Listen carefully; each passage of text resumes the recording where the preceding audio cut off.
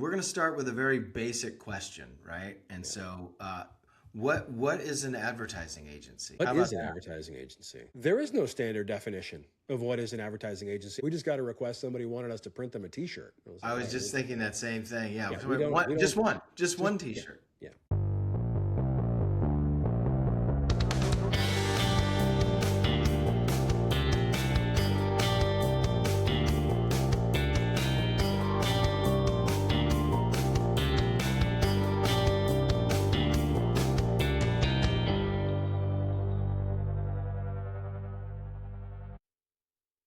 All right, episode 173. We're back, Rob.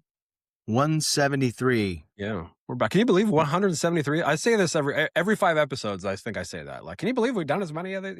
Like it's crazy. We are the number 9 away from the year I was born. Oh wow. Okay. Right? 1973. I know most people thought I was like 30 something, but Yeah. the secret's out. Well, if we had started this podcast when we started a million years ago, we wouldn't have any gray in our beards. You know what I I mean? know. Like, so Mine's uh, almost white. I've passed gray.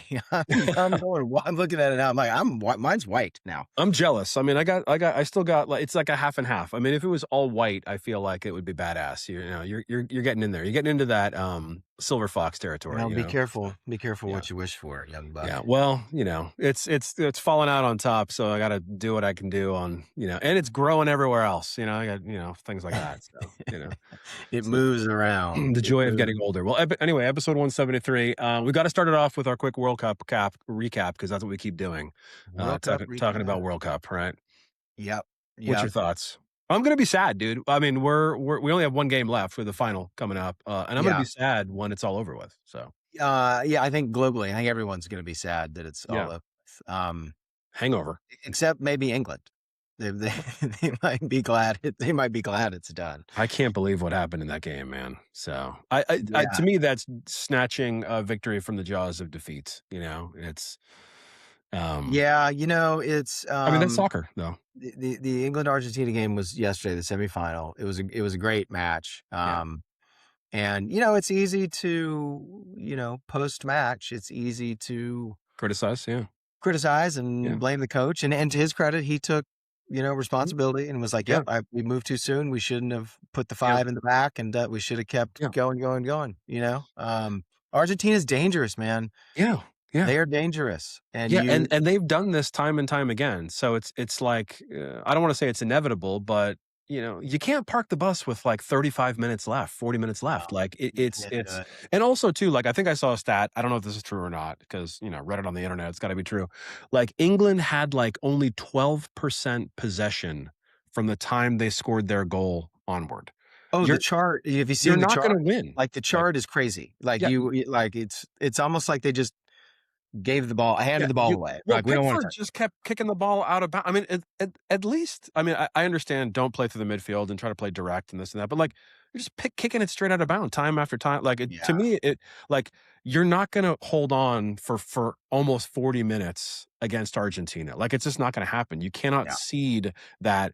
And they again went hair on fire, running around. They got 5 in the box. I mean, they're all over the place. And England looked like they were in quicksand.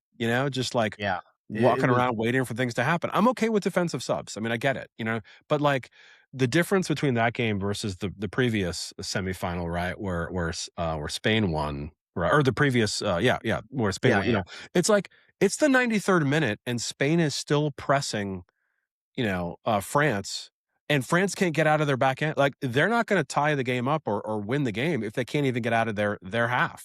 So and for the first half of yesterday's match, England was pressing like maniacs. Yeah. They kept it. They kept it up. And it wasn't a fatigue thing. It was a strategic mishap. I mean, at the end of the day. But I mean, hey, look, that's Phenomenal run by England though. Come from behind victory in the bends. Who do you have? Who do you have winning the whole shebango? Man, I don't know. It's hard to vote against Argentina right now. But I will say Spain looked phenomenal in that game. They are a defensive machine. The way that they possess the ball better than anyone else. Yeah. I mean, it's Yeah. incredible. 2 Um, weeks ago, I was like, "This is France is the undisputed winner of this thing. Like, France is gonna win." I had all faith in France. I mean, it was like, just anoint France now. And Spain kicked their ass, you know? Spain kicked their ass.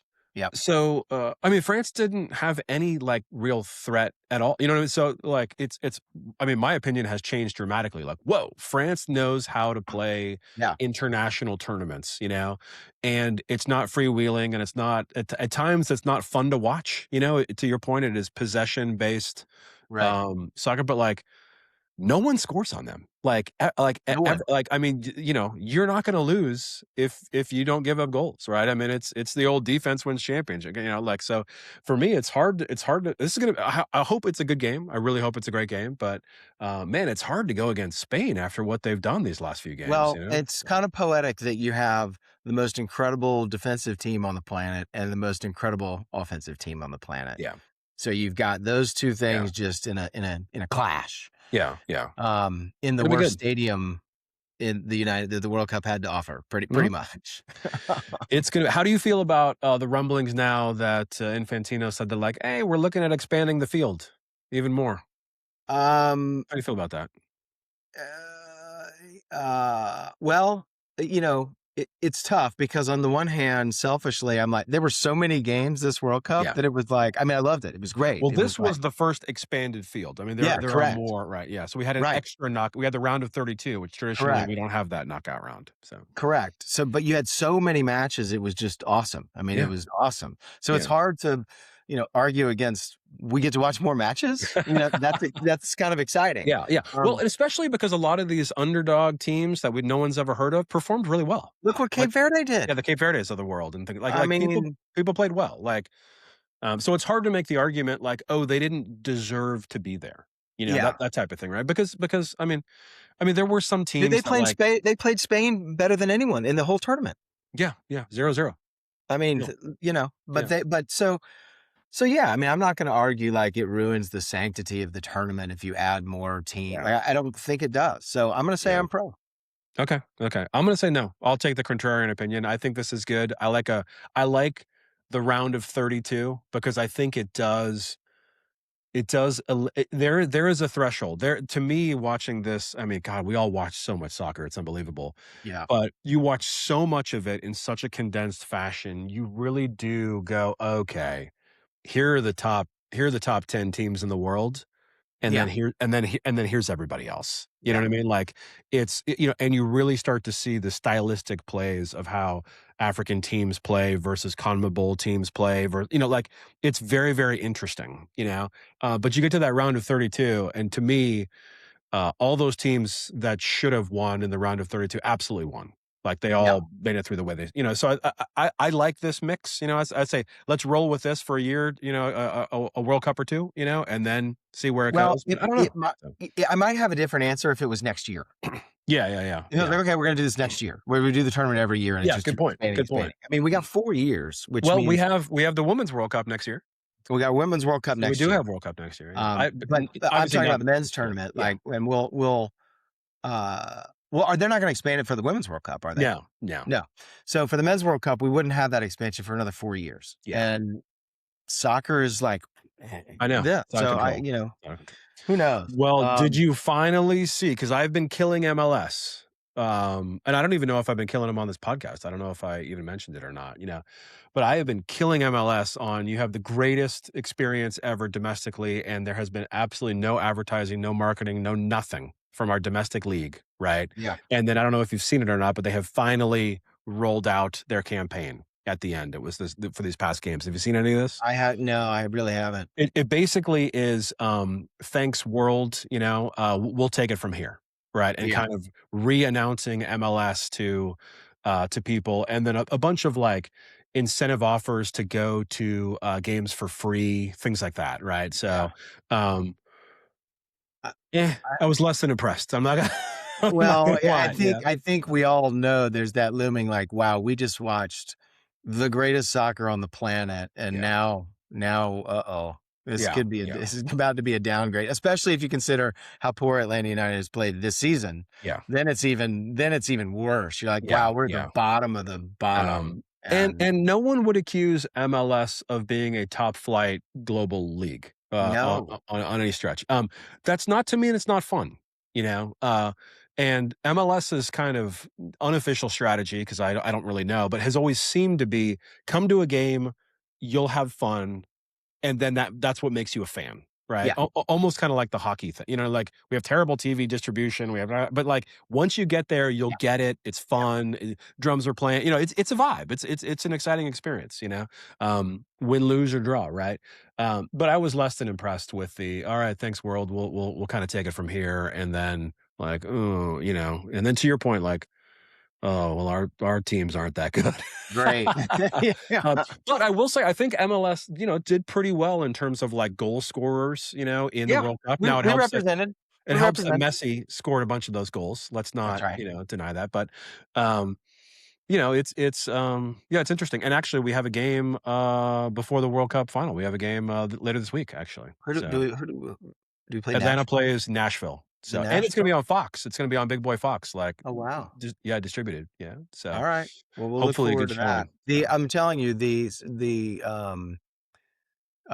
celebrations in Atlanta yesterday were insane. yeah. The Argentinian, like, Contingency. madhouse was Yeah, absolutely, absolutely insane. So, sad to see it go. We got a good match on Sunday, so yeah. it'll be good. But we're not here to talk about No. soccer and World Cup. I Well, mean, I we mean, kinda we are for a solid 11 minutes. We're okay yeah, with that, you know, that's but, right. what That's are we right. here to talk about, Rob? Well, we're gonna start with a very basic question, right? And Yeah, so, what is an advertising agency? yeah, the magical world of advertising. What How is about an that? advertising agency? It's Um, a lot of different things to a lot of different people, Don.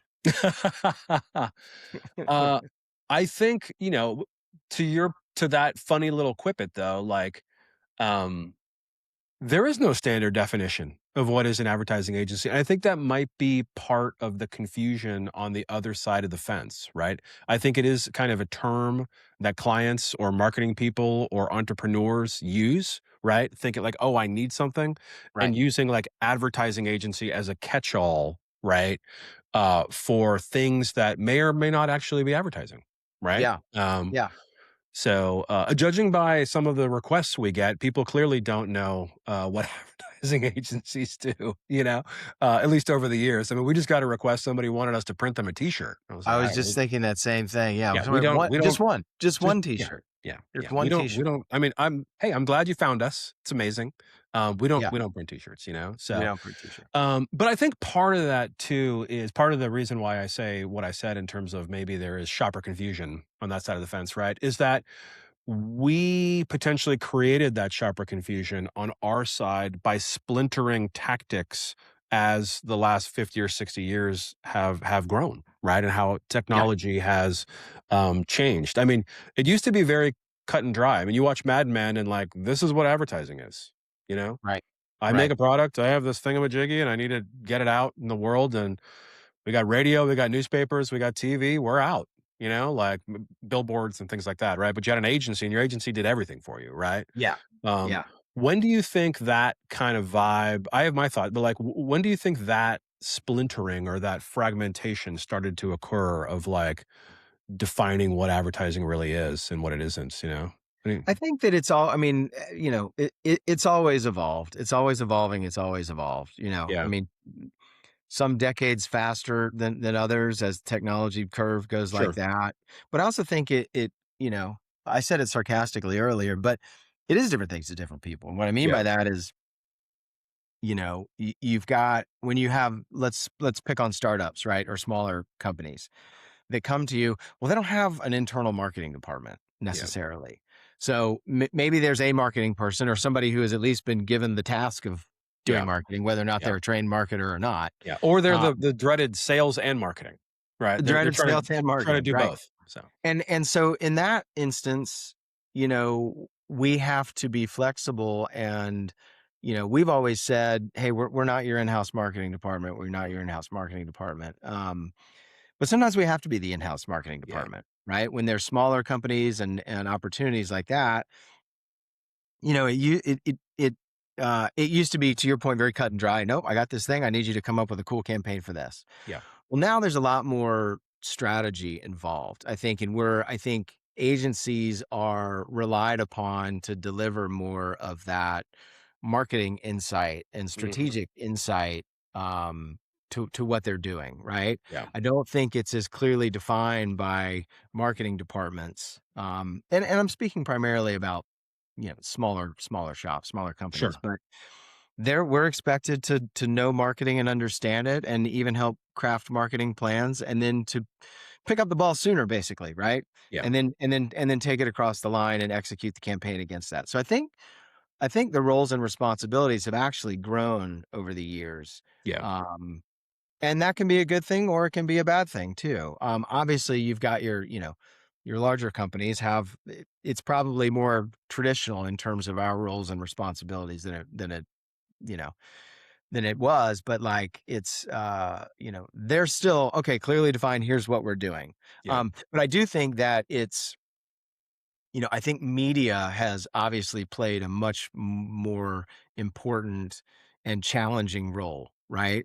In Mhm. terms of within agencies, you've got the media department, right? Or the media planning part of things. And it used to be, only got so many options, right? I mean, you Yeah. got print stuff, you got outdoor stuff, you got Yeah. No. radio, Exactly. eventually.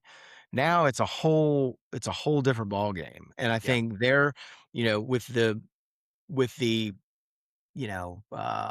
evolution of metrics, right? That changed the game because now, it used to be that ROI was very difficult to track that against creative, Yeah, right? well, Because or it would take 6 months to get the numbers in, right? Like, yeah, it's a slow rolling thing. yeah. But I mean, you run a newspaper ad. Yeah. Okay. How do you track bottom line sales to that, right? Exactly. Exactly. And now I think with the advent of all these metrics and what we've got now, that's, our feet are held to the fire you know, much more painfully than Yeah, yeah, potentially yeah, yeah, they were yeah. in the past. Well, we live in an Amazon society, right? It's like, "I ordered it, it said it would be here tomorrow, why isn't it here yet?"